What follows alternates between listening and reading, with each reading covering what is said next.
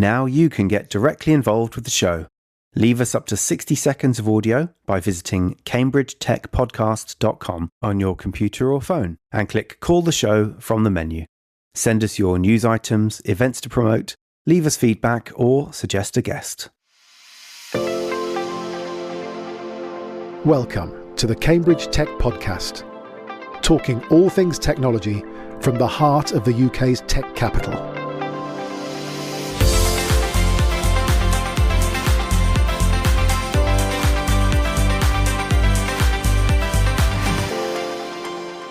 Here are your hosts, Faye Holland and James Parton. I'm James. And I'm Faye. So to wrap up the year, we thought we'd end with a good hearty debate on AI. That's been a common theme throughout the year. And this one is climate related. The debate was at this year's Cambridge Tech Week, and it explores the future of AI from discussing the threats that climate poses, such as extreme weather or energy scarcity, to the climate's drivers for innovation, such as the energy transformation's potential for scaling compute. Indeed. So we hear from Sara Jones and Adam Mandel from Carbon 13 and Anil Madhavapeddy, who's Professor of Planetary Computing at the University of Cambridge Computer Lab. We hope you enjoy it and see you next year.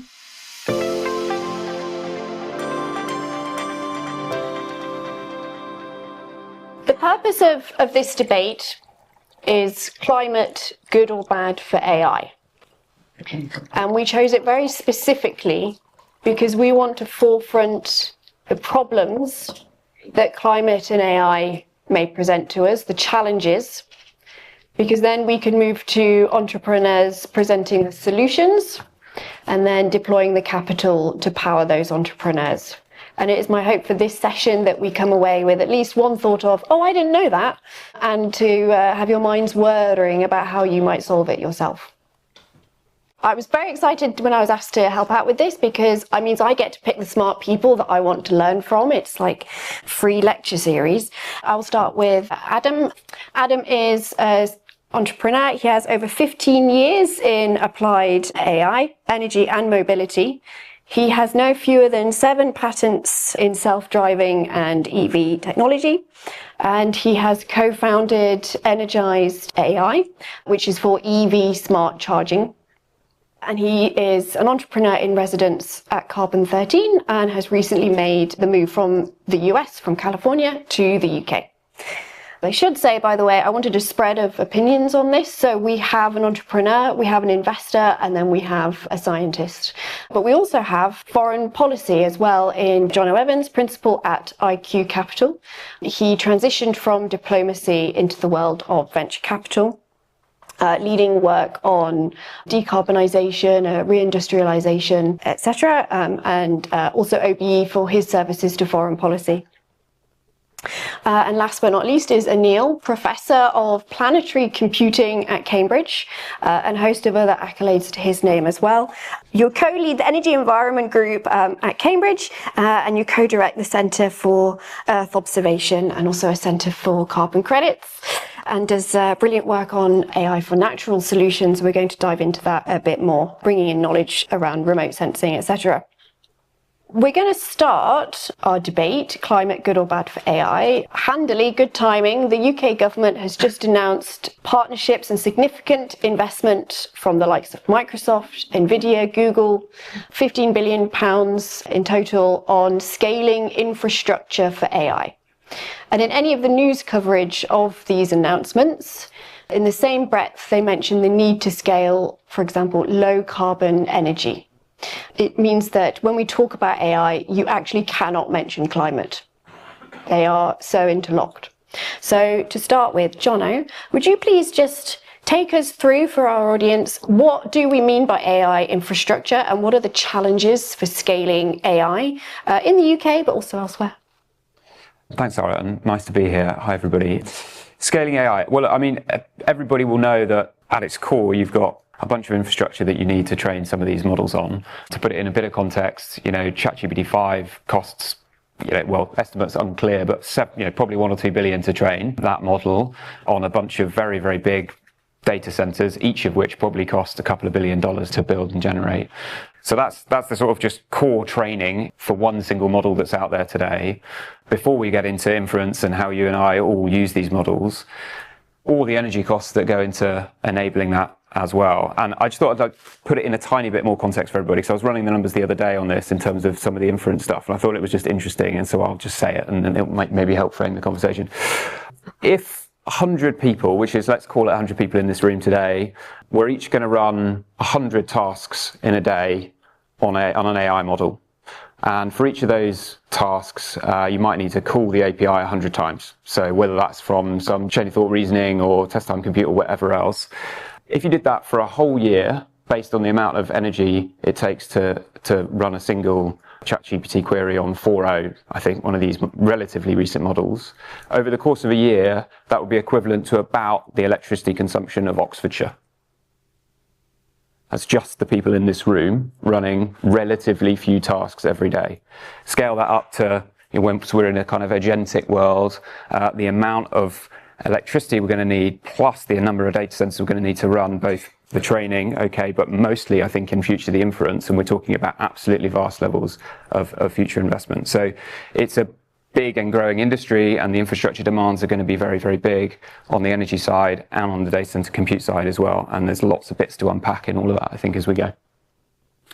Because I think we can agree that the US and China are in a world of their own when it comes to AI. What hope do you have for the UK ecosystem? How do you think that we can tackle this? Well, they clearly are out on their own in the sense that they are the ones with the enormous resources to put into training these very, very big models. They're the ones that have the energy resources to do that and the capital to invest in training these models. But all is not lost. Actually, in the UK, we do have a huge amount of talent in the model side of things, and it's not clear that actually these very, very big models are what we're going to use for everything we need. We may well need much smaller models running at the edge. We may well need different kinds of models for, say, robotics, where we do have some really interesting stuff going on at the moment.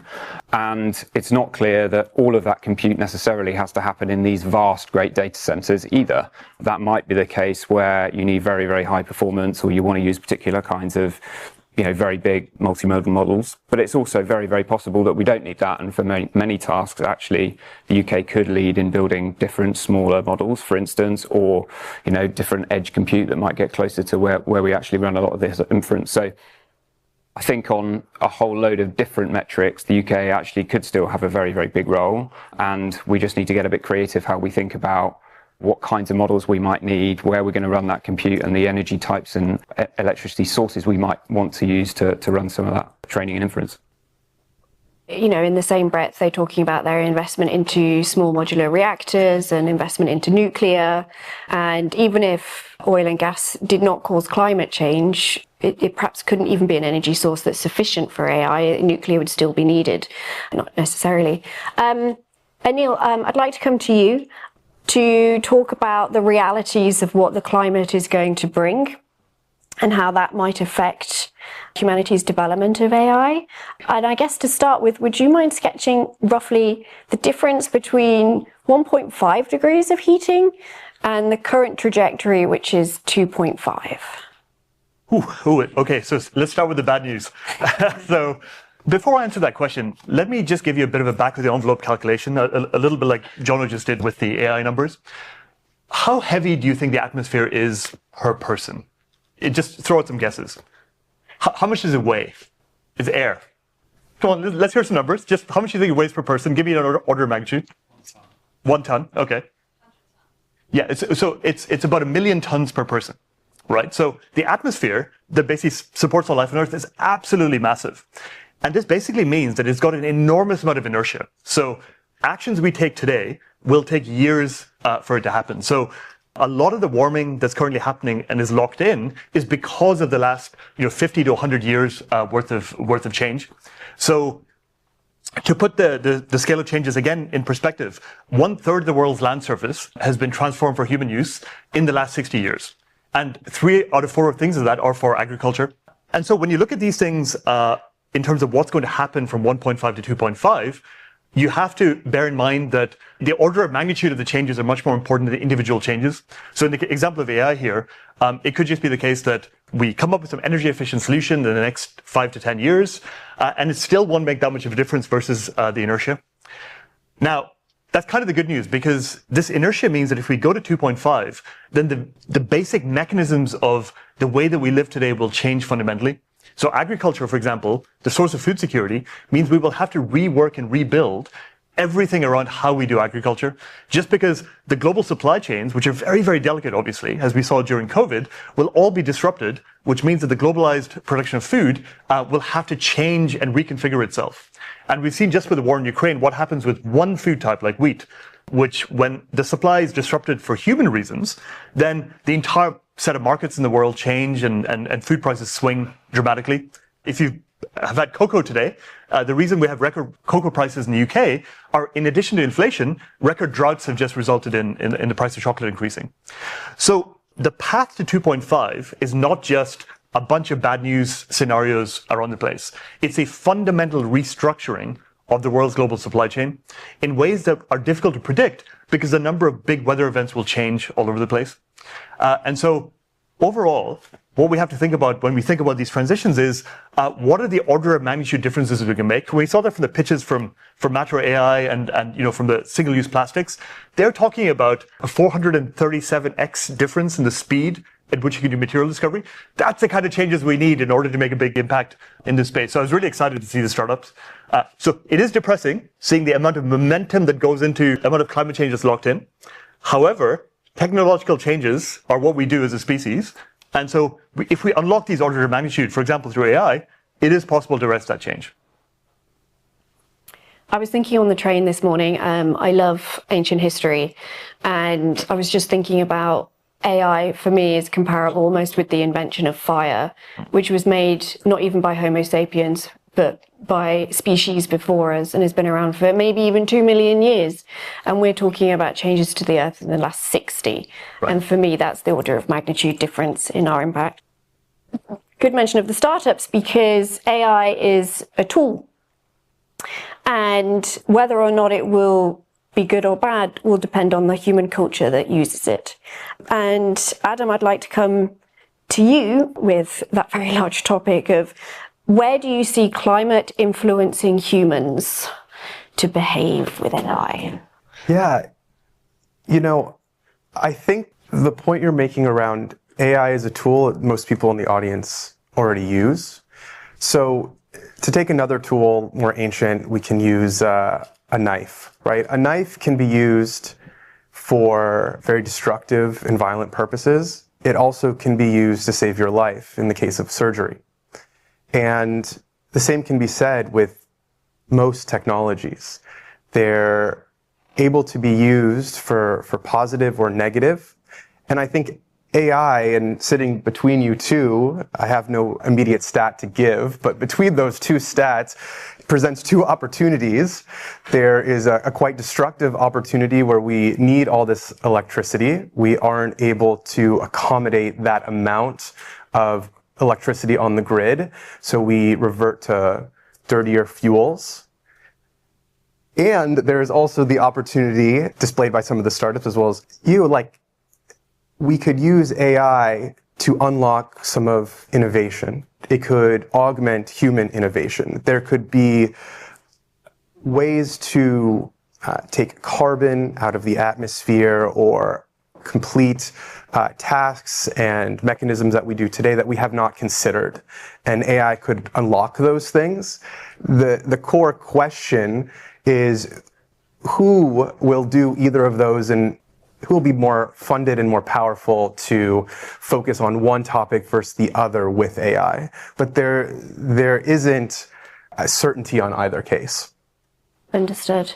For any of you, how do you think climate is going to influence where people live and work? Because for the UK to be at the forefront of technology actually depends on attracting some of the smartest people on the planet. With AI, you have access to a lot of, in the Western world, low-cost compute.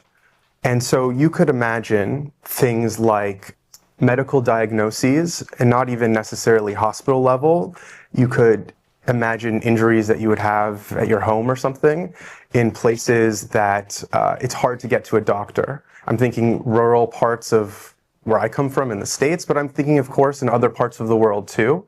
And so you'll have AI as a way to allow for some of this information, not direct care, it's not embodied, but information on wound care. And so that might allow people to stay or prefer to live in one place versus the other. It might allow for a greater amount of virtual service to occur in certain areas. I think that also there's a clear and obvious war for talent. There's a reason housing prices are expensive in hubs for technology, and most tech is now geared towards AI. And I think you have people moving to those places that are getting very high salaries. You have people that are already there that are debating if they should stay. Just one point to add to that. I think it's worth differentiating between the different bits of AI as well. It's not singular. There's a kind of chunk of people who are going to go to the Valley or come to London and do a bunch of the training side of this, or do the algorithmic side. There's also, the data center part of this, which is going to get attracted to where electricity is cheap. That might be the Nordics. There's going to be a whole group of people going up there to access cheap hydro energy, or bits of the States where that's the case, or who knows where. And then the bit that's often forgotten is a sort of weird data bit of this, which we don't talk about quite as much. There's big parts of the world where people are being paid currently to gather data, label data, in order to be used in training. And it's a kind of weird world that we don't really see, but it's embedded in all the models that we use.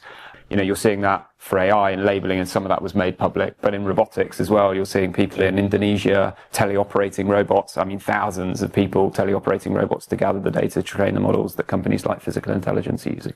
That's kind of interesting in terms of the way that some of these people flows are going to work. It's not quite as simple as just saying, oh, well, look, all the tech talent's going to go to the Valley. So I spent the summer in the Okavango Delta tracking wild dogs. So there's no Wi-Fi. It's the wildest kind of part of the world. But I really, really had to get some coding done at the same time because I had some deadlines.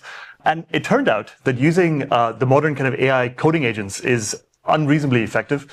So I discovered that when you stand on top of an anthill and you raise your hand up like as high as you could, I just got 1 bar of edge, and that was enough to send a few hints to my coding agents back in Cambridge. And by the time I came back after 3 weeks of almost complete disconnection, it had built an entire infrastructure for the kind of scientific hypotheses I wanted to test when I'm back. And so I think that things are changing now. It's not so much being in Cambridge, it's having the ability to keep up and the time to keep up with all of these things. How many people in the audience have tried agent-assisted coding?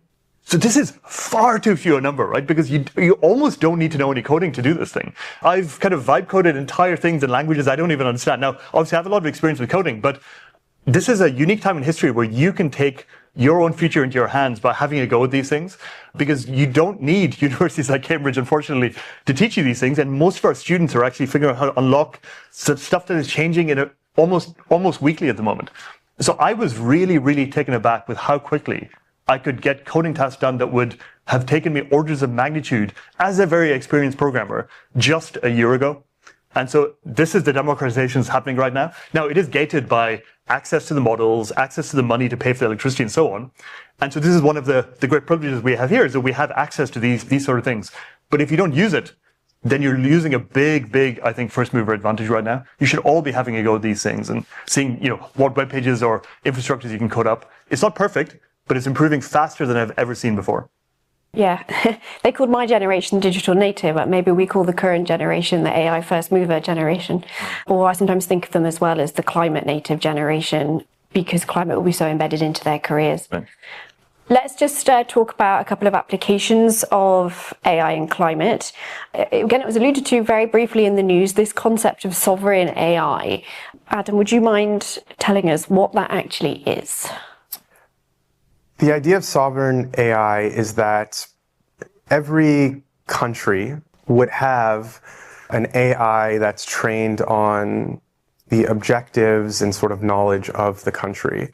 And you could have that as another mind at the table when you're making decisions. A very, practical example, maybe interesting to you all. I joke with my wife that we have our own sovereign AI, because when we're planning trips, I'll ask the AI for some recommendations, places to go, not to go, what to see, what not to do. And if you extrapolate that to much more important issues, that is what sovereign AI would be for a country. And you could even think about it, though, for farmers, something we've talked about. AI it's composed of all of this data, and it's a great leveler of what's all this information out there, what's the average of that information, basically. It's not necessarily going to tell you something super extreme or not extreme, depending on which model you use. And so you could be a farmer. You could tell an AI your specific location, not being England or Scotland. You could give it maybe your postcode. I've not tried this, but maybe give it your postcode, identify the soil type, what's going on. And that AI could be your sovereign AI for helping you understand what to plant, why you should plant it, what the weather may do to it. And it takes sort of what was in the States called Farmer's Almanac, right? That was sort of like a comprehensive guide to crops. It shrinks it into something that you can have on demand to you that's a little bit more dynamic to what is increasing a more volatile climate. I would take a slightly different definition. So to me, that's personalized AI. That's about building a model that's going to be direct to you and useful to you. Sovereign AI, to me, is being in control. And so if I'm sat in government, do I want another country having the levers of whether I can use a capability that's embedded into my systems and my infrastructure, and my systems, whether that's in defense or in critical national infrastructure or agriculture or anywhere else? And right now, because of the nature of the way that global compute basically works, all of the data centers are elsewhere. And if a different country wanted to say, sorry, UK, we don't like you very much anymore, we're turning off your access to that, that's a kind of problem. So this idea of sovereign AI is more about that, really, I think, and about having control of your own destiny in parts of the economy where it matters. Do you think climate is good or bad for an attempt by a country to be more resilient for AI? Taking at face value the fact that we have climate change and global warming, and we now have targets that mean we're trying to stick to 1.5% or 1.5 degrees, sorry, I should say, means we are investing in technologies that will allow us to hit that. By investing in those things, I think it gives us a greater chance of having some control and having some sense of sovereign AI. Now, you can see that in things like the investments this week in modular nuclear reactors.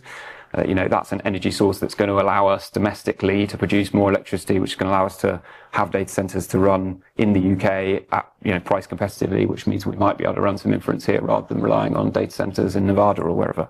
So I think extrapolating out, there's lots of reasons why the fact of climate, although it's bad, is forcing us to invest in things at the energy level and also in things like efficiency of compute and elsewhere. And that is going to play into some degree of additional sovereignty. The question is, how far can we get along that journey? How fast? How much capital have we got in order to invest in it? Completely agree with both of those points. We're currently training a new kind of LLM that's geospatial. So imagine it's a mapping-based AI that understands the world's satellite data. So we've taken about 25 years of satellite data, compressed it down, and trained a model that doesn't talk to you, but it shows you kind of spatial information for every 10 meters squared part of the planet. Now, that hits both of these points about sovereign LLMs, because if you're a government, your primary job is essentially border protection and land use control. And we're seeing that the data going into this thing is massively diverse and variable by government. So, for example, if we're just putting in satellite observations, that's pretty straightforward because we've had NASA and the European Space Agency running these satellites for years. But then what if you want to put in precipitation data? China and India do not have agreements on the sensors and the data outputs from those because that is very, very sensitive to their Himalayan border. And this story repeats across the Okavango Delta, just anywhere where there's water scarcity, you find there's asymmetric data. And most of our world's observations about species are highly skewed towards where there are roads and where ecologists can go because we just don't have samples from all the areas. The only people that have them are usually native and indigenous populations that live in those very, very remote areas that have spent the last century kind of gathering that data in very informal ways. So all of these things going to what it means to be sovereign. It means that if you're training one of these things, the data that's going in has to be very, very reproducible and tailored and representative of the local area. You need the energy capacity to train these things as well. So, the grid capacities do not exist in the majority world. And then you need the ability and the skills to use those and train those into chatbots or any kind of user accessible means. So all three of these things form a triangle of AI where if you disrupt any one of those things, you're no longer sovereign because you depend on other people and other jurisdictions to kind of help you gain access to that stuff.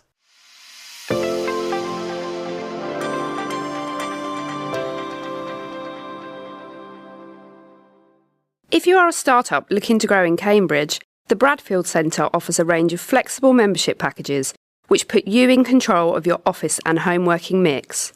There's a vibrant, collaborative atmosphere, on-site cafe, plenty of green outside space, and regular member social events. We also offer a range of high-quality meeting spaces for hire, and for tech event organisers, our auditorium, lakeside pavilion, and atrium spaces are perfect to bring your communities together for in-person and hybrid events.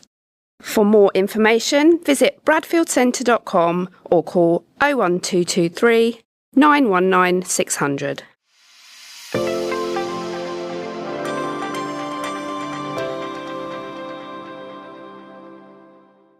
I'd like to open it up to the audience. At the very end of this, we're going to have a vote on climate, good or bad for AI. Deliberately a very blunt question. Does anybody have any questions or debate points, arguments for our panel?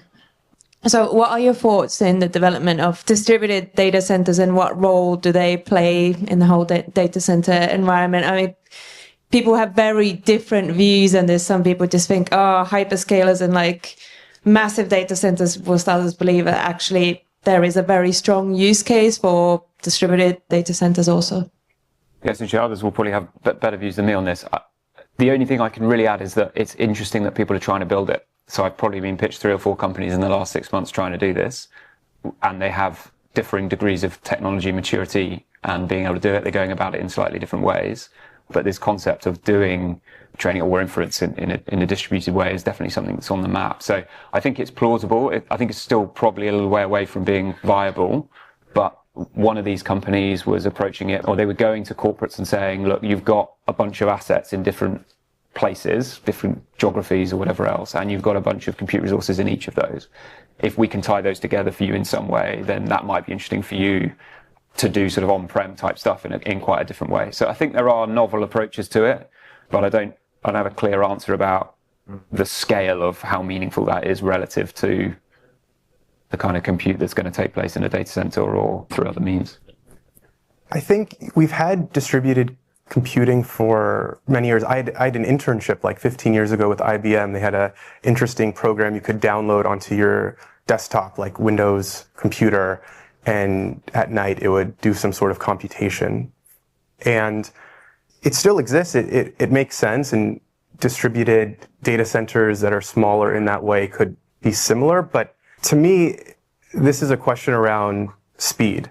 Like all of these companies that are building the frontier models, the reason they're going around the world and signing deals in the UK with the Gulf countries is because whoever can deliver this sooner will, at least in this near term, gain a lot of the rewards. And perhaps in the future, there'll be some optimization on where it is positioned and why, and for the grid and for the training.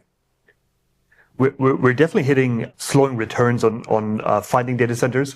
So I'm Irish, and I think 1/4 of all Irish electricity usage is towards data centers now, just because of the extraordinary tax breaks the government gave them. So this is starting to, it's just taking the piss now, right? People are paying the money for these data centers to run the grid.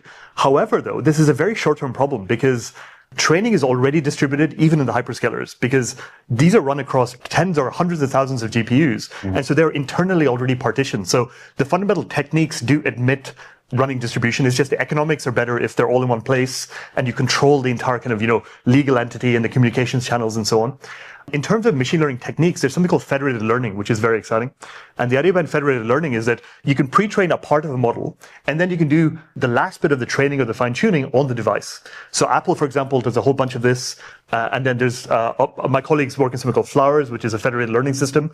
It's not quite as good in terms of the learning ability of these things, but the fact that it can work at scale and distribute this to the edge is a kind of a big deal, because it means that you can unlock data sources you just can't centralize, right? So things that are even too private for us to centralize right now. So like health data, for example, is currently being trained on device if you use Apple Health, for example. And that's an interesting direction that hasn't quite hit the mainstream yet. Hi, Safia from Club Zero. So for some of the folks in the room probably will resonate as like a, leading a team. It's been a journey to get everybody on board with the AI piece, first of all, and get it enabled and get them into practicing it, using it, et cetera, et cetera. And I've obviously had some pushback, which I've had to work through. So I want to validate or fact check this with you, because this is how I have explained it to them and this is through reality of what we've seen. We are able to do work that would have taken us 3 months worth of work done in 2 weeks with a quarter of the amount of resource, right? And very high value work, which helps us to progress with a lot of the big brands and deals that we are looking to do. That's record time, which we never had, and it's a fraction of the cost. And the way that I explain this to my team is that is the equivalent of 4 people working in an office, eating, breathing, traveling, lights, power, et cetera, for 3 months. And so is that an appropriate way to rationalize the amount of energy we're using, which is concentrated in a week or 2 weeks versus 3 months, 4 people, and all of what they would be consuming and moving and et cetera? Does that feel like a rational way to explain it? And I'd love to hear your thoughts, because this is how I'm presenting it to the team. Wow, it's a fascinating way of thinking, because in terms of biodiversity and climate impact, if you just don't have any beef burgers, you're fine, right? Because in terms of orders of magnitude, that the human condition... Pretend they're vegetarians. Okay, let's say you're vegetarian. And then if you do that, that's an interesting question. It depends on where you get the energy from. There's a really good report from the Royal Society that I encourage all of you to read called AI in the Age of Science. And it's a surprisingly accessible report, because they basically break up AI into three things. One is that we can use this as this computational lens into doing things we can't otherwise do because they're too complicated, like the stuff we saw from Matter AI today. The second one is a needle in a haystack searches, where you've just got this enormous data set, it's all unstructured, and you just need to find something. AI is quite good at that kind of thing, right? So that's your example of how you're using it to boost things. And the third one is human-assisted, human-in-the-loop kind of boosting, where you have kind of this semi-supervised mechanism of doing things. Thinking partner. Right. And so if you get genuine productivity improvements for using it in one of those domains, then the chances are that energy costs are minuscule compared to the actual impact of the human beings on the planet. When you just do the numbers of, how much does it cost to grow someone and train them and live for an entire, hopefully a century. So responsible use of the AI and making sure that you're getting genuine productivity improvements is not just a fad. Separate out what you're pitching the investors and what you're actually doing, and make sure that you're always reevaluating that use of it. So don't waste energy. But almost any productivity boost is a big deal. Hi, I'm Jack from Matter AI. So thank you for the plugs, by the way. Good pitch.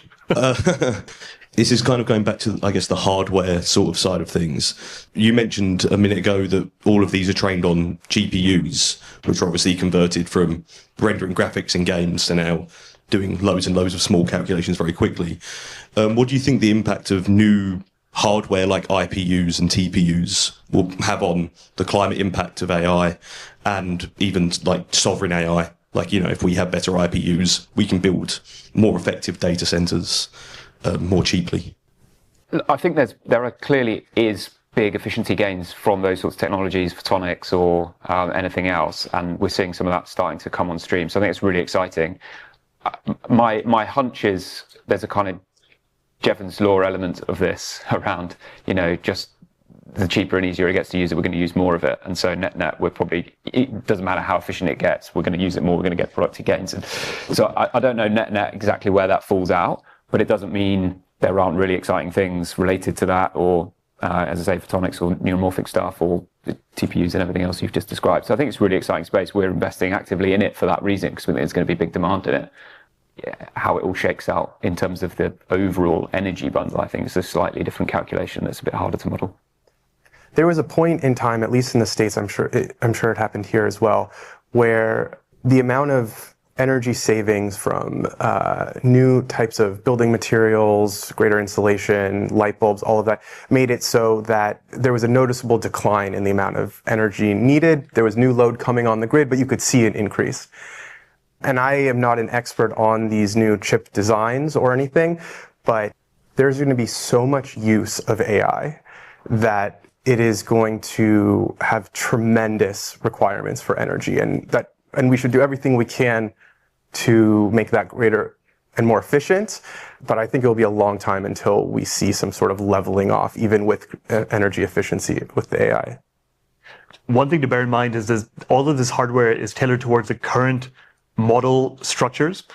So pay your local mathematician and make friends with them, because I've seen some mind-blowing papers on entirely new model architectures that don't even require GPUs. So things like ternary arithmetic, where you can use 1.58 bits to turn matrix multiplication into addition. So you can just run those on CPUs.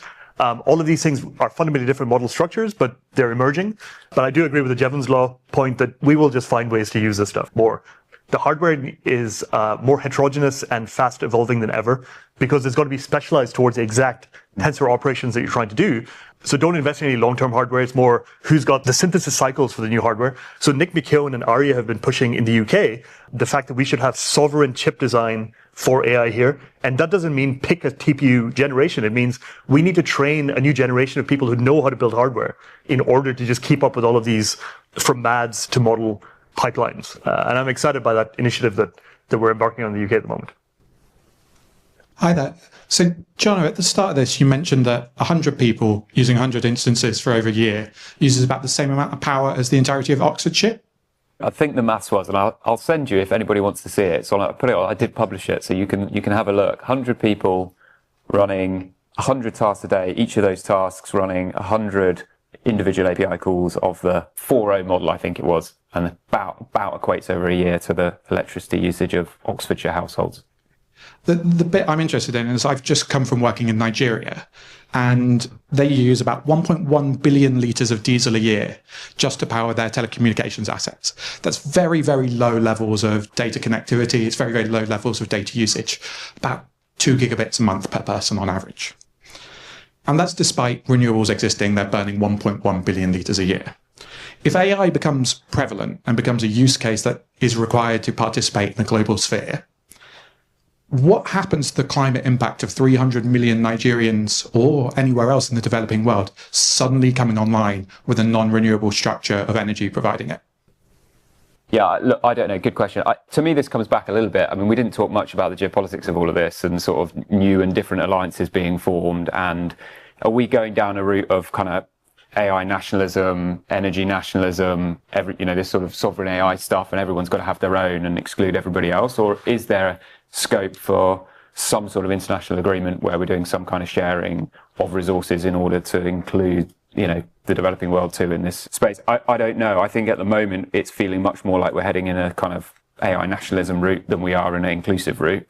That shifted a bit with the AI safety stuff a couple of years ago, where it felt like there was some kind of international community emerging around some issues, but not so much on resource sharing. So I think it's a really important question. I don't have a great answer.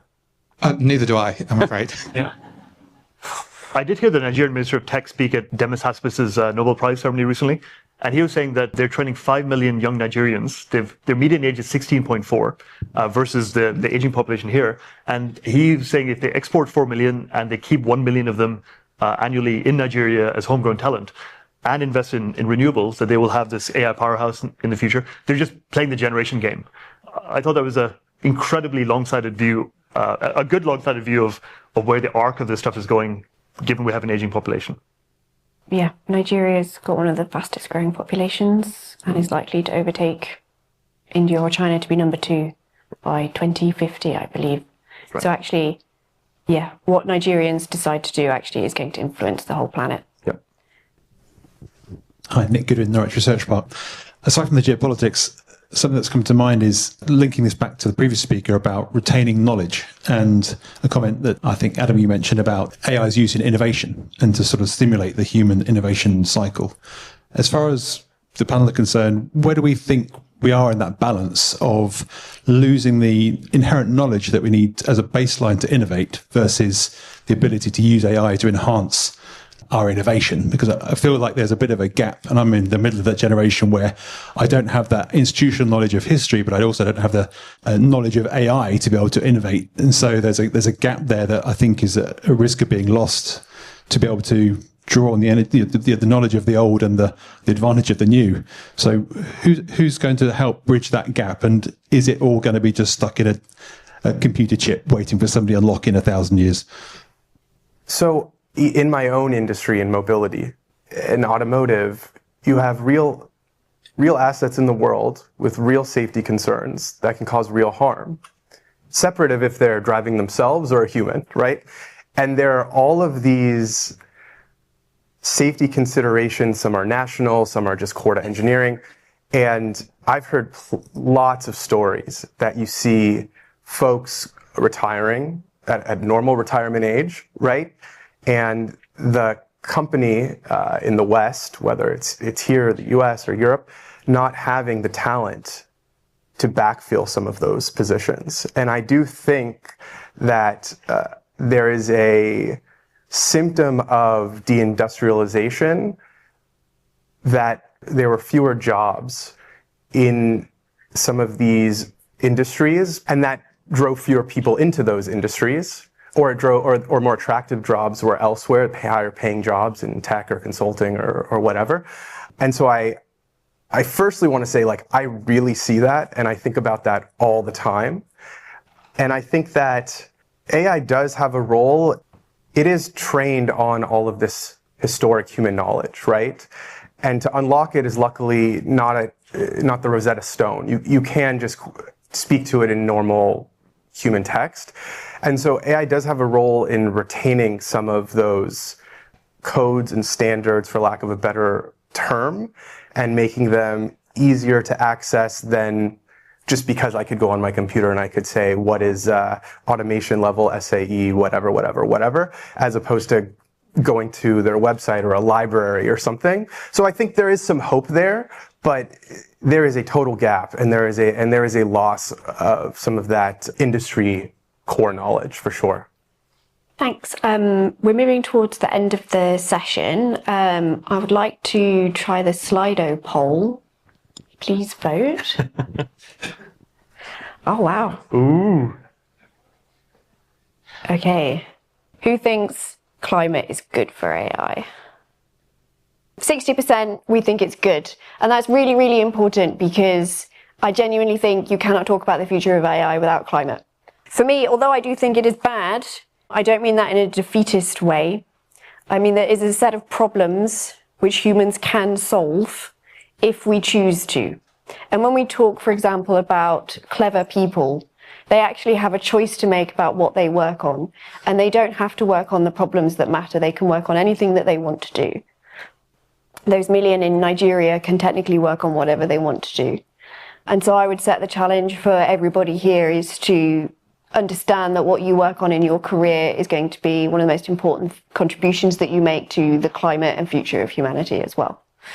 Which is also why I celebrate the entrepreneurs who are doing blood, sweat and tears. They could earn a lot of money somewhere else, and yet they've decided to try and do a startup. And I applaud investors as well, who are putting their money where their mouth is. For sure. Right. I hope you join me in thanking our guests. I thought that was brilliant. Thank you all.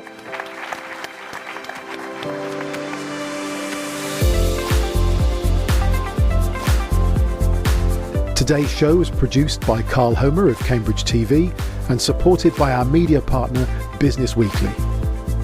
The Cambridge Tech Podcast is available on all major podcast platforms and on cambridgetechpodcast.com. If you've enjoyed this podcast, please give it a 5-star review. It'll really help others discover the show.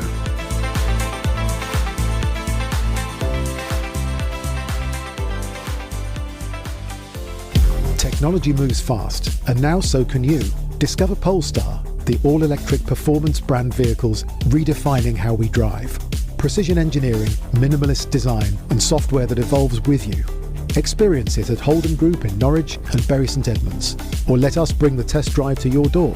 Proud sponsors of the Cambridge Tech Podcast. Polestar, electric performance redefined. Discover at holdengroup.co.uk/Polestar.